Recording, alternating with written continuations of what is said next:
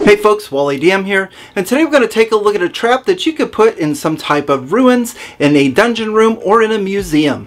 Now this is simply going to rely on the player's curiosity to trigger the trap. As they enter this room, they're going to see this steel bowl that's sitting in the corner. All they need to do is hop on top of the bowl and it's going to trigger the trap. Can they hang on for an 8-second ride? We're going to find out. Today we're going to take a look at the Gorgon Rodeo Trap. So this is going to be a complex trap that runs off an initiative count. Now this trap is going to take place in a large oblong-shaped room with a hard dirt floor that's reminiscent of a rodeo arena. The walls of this room feature a panoramic mural depicting a cheering crowd seated in elevated benches. 3 open barrels are evenly spaced towards the center, 2 of which contain life-size ragdolls dressed in clown attire. The main attraction, however, is a metallic statue of a bull outfitted with a saddle in the far corner of the room. So we have a lot of different moving pieces for this trap, so let's take a look at each of them one by one. Starting with the barrels. Now these barrels are 3 foot tall, 5 feet in diameter. They are open at the top, they are very sturdy and durable, and they can be moved around the room. Now in 2 of the barrels are going to be 2 life-size ragdolls hanging over the side of their corresponding barrel. Now these clowns or these ragdolls are constructed with fine stitching and intricate details, especially their heads, which portray an uncanny realistic appearance. Now even though they are tough and durable, if a character wants to destroy one of these clown ragdolls, they are able to do so. Now if they want to put the doll back together, that is going to require a DC 12 check with Taylor's tools and a successful DC 12 Intelligence Arcana check to reconnect the threads of magic. If the character has a mending spell, the mending spell will repair the doll, but they'll still need to make the Arcana check.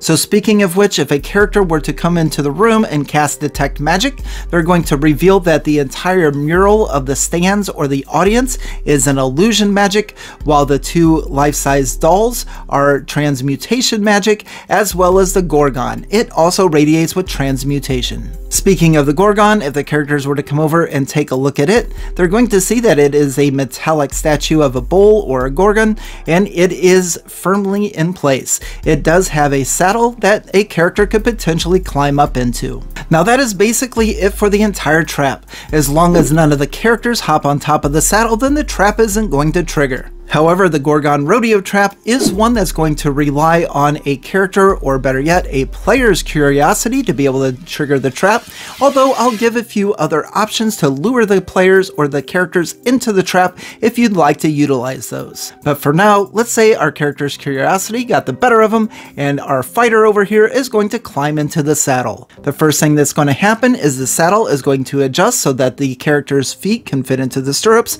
and then our Gorgon is going to lunge forward and begins bucking, trying to get the rider off of its back. It's at this time we're now going to roll for initiative. Now when we begin the initiative order, the mural of all of the people in the stands is going to come to life. The illusion magic is going to take effect, and it's going to appear that all of the audience members are cheering on the rider. On initiative count 25, our Gorgon's going to act, so as it's lunging forward and bucking, our character that's on top of its back is going to need to make a DC 15 dexterity saving throw, or it's going to be bucked off of the metallic Gorgon. If this happens, the character is going to land within 5 feet in a random direction and are going to take a D6 plus 3 of bludgeoning damage from being hurled to the ground. Regardless of whether or not the rider is still on top of the Gorgon, it's going to continue lunging forward, and it's going to focus on other characters, and it's going to let out a 30-foot cone of petrifying gas. Any creature that's in the area is going to need to make a DC 13 Constitution saving throw, or they're going to be restrained. So the trap is now activated, but we do have different scenarios as we progress through the trap. If you'd like to have the written version of this trap so you can better run it in your game, that's going to be available now over on my Patreon for the $2 level or higher. I'll put a link in the description below. But as we continue, we're going to have scenario A, B, C, and D. So in scenario A, after initiative count 25, we're going to assume that our rider has succeeded on their dexterity saving throw and are still riding the Gorgon. We're also going to assume that these 2 ragdolls that are over by the barrels are still intact. And in fact, we're going to add both of these clown ragdolls to our combat order on initiative count 20. So in scenario A, on initiative count 20, these two clown ragdolls are actually going to animate. So while we're still here in scenario A, the rodeo clowns are going to position themselves between the Gorgon and the rest of the adventurers and signal for the adventurers to either take cover or to dive into one of the barrels. Meanwhile, the characters should be able to ascertain that the clowns are trying to keep them safe as well as keeping the writer safe. Now, as far as the rest of the initiative count, that's up to the characters. Perhaps they try to attack the Gorgon, or maybe they follow the orders of the clown and jump into a barrel, run out of the room, or find a safe place to hide.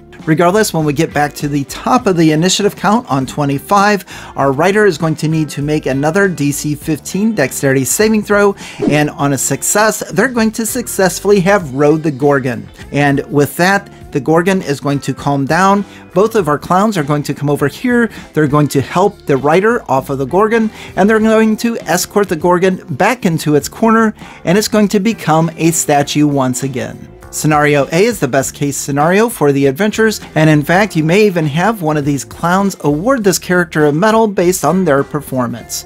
More on that in just a little bit. But regardless, our trap is now over, the Gorgon is back as a statue, and the only way that this triggers again is if another character hops up into the saddle. Now in scenario B, on initiative count 25, our Gorgon lunged forward, trying to buck the adventurer off, and the adventurer had failed the saving throw, landing in a space that's 5 feet within the Gorgon. Of course, they take that d6 plus 3 of bludgeoning damage, and our Gorgon is going to let loose its petrifying breath. Maybe it lunges forth to get the characters over here, or maybe it repositions itself and takes its anger out on the person that tried to write it. Regardless, on initiative count 20, our clown ragdolls are going to come to life. In this scenario, one of our rodeo clowns that is now animated is going to calm the Gorgon and guide it back into its position in the corner, while our other rodeo clown comes over to whoever was riding the Gorgon, helps them up to their feet, dusts them off, and gives them a pat on the back. At this point, the trap is considered to be reset, the Gorgon isn't moving, and both of the clown ragdolls deanimate and slump to the ground. And that's going to do it for scenario B. Now in scenario C, the writer succeeded on the saving throw, so as the Gorgon lunged forward, they're going to continue to write it, but unfortunately the characters took it upon themselves to either restrain or to destroy the clown ragdolls. If this happens, then the clown ragdolls are not going to come to life. Without the aid of the clown ragdolls, this Gorgon is going to fight to the death. It's going to continue to buck and use its petrifying gas, trying to knock the writer off of its back, and then it's going to take its anger out on the writer or whoever's close. So in this scenario, without the help of the clown ragdolls, we're going to have a fight to the death with a Gorgon. And in fact, even if the characters are hiding in the barrels, the Gorgon is going to charge forward, smash the barrels, and attack whoever's inside. Now scenario D is very similar to the previous one. Both of these clown ragdolls have been either restrained or destroyed by the characters, so their magic isn't going to allow them to animate. Without the clown ragdolls to calm the Gorgon and to put it back into its corner, this Gorgon's going to fight to the death. In scenario D, the only difference is that the character that was writing it failed the very first saving throw and has fallen off the back of the Gorgon. And that's totally up to you as to how this Gorgon is going to react. Perhaps it takes out its initial anger on the character that was writing it, using its gore or petrification attack, or it could just charge forth and deal with the other characters. Of course, it will smash the barrels and attack anybody that's inside. And once again, in this scenario, this Gorgon's gonna fight to the death. Now, some countermeasures for this trap, as previously mentioned, Detect Magic is going to detect the illusion of the stands and the transmutation magic of the clown ragdolls and the Gorgon, indicating that they can come to life or animate. Now, if a character wanted to dispel the trap, they can use a Dispel Magic with a DC 15 check using their spellcasting ability to deactivate a clown, the mural, or a Gorgon. Of course, each attempt to dispel the magic is going to require a separate casting.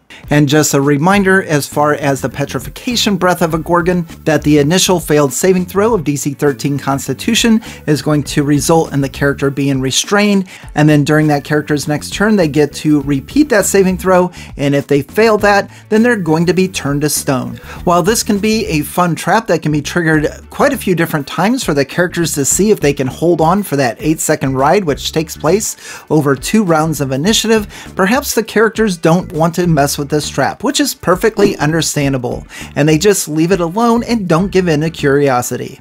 Well, one of the ways that you can try to entice the characters into attempting to ride the Gorgon, perhaps they're in here and they see the Gorgon, and they're like, no way, no thank you, we're out of here, and they go through this door that's on the other side.